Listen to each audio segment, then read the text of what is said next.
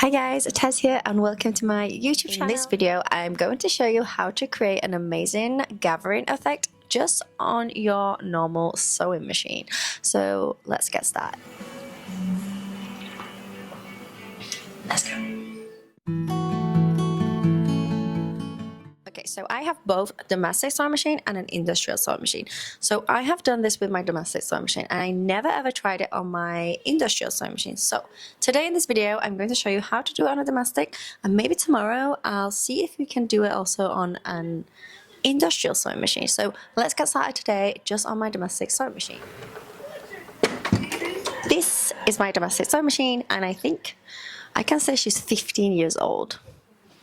I love her. So now what I'm going to do is I'm going to turn the camera around and bring it over here and get a video from this angle so you can completely see what I'm about to do.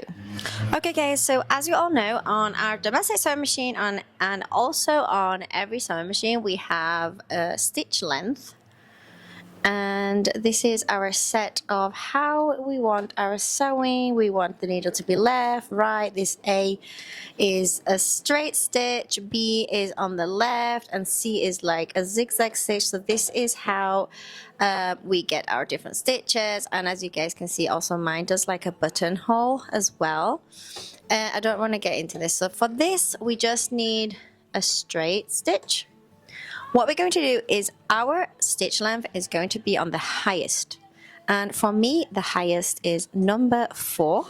And this here, as you guys can see, this is our tension for the under thread. So also for this one I want it to be on the highest point. Mine here on the highest is number 9. So what we have here is our tension is on the highest point, our length stitch is also on the highest point, and what we're going to do next is very interesting, so make sure you don't skip this part. Okay guys, so I have just threaded my sewing machine and what I'm about to do. So the trick here, as I told you guys and as we mentioned, do not forget to put the length stitch at the highest point, our tension at the highest point. We have a straight stitch, and now this is really interesting guys.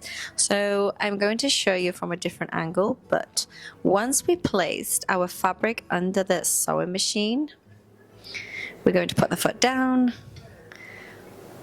While we're stitching, we want to hold on to the top thread slightly. Just hold it, don't really pull it because it's going to snap, but we just want to hold it to give it more tension from the top.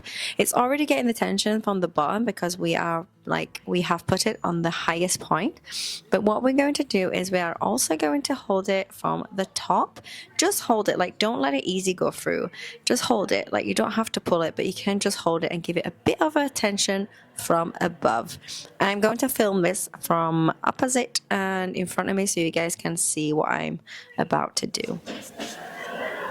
Okay guys, so I'm about to show you how to do this on the machine. I recommend you guys also, if you don't feel confident sewing with one hand, I recommend you guys doing a few practices to position the fabric with only one hand, because you have one hand holding the thread, so you can only be able to do this with one hand. Okay, so I'm going to hold this with one hand.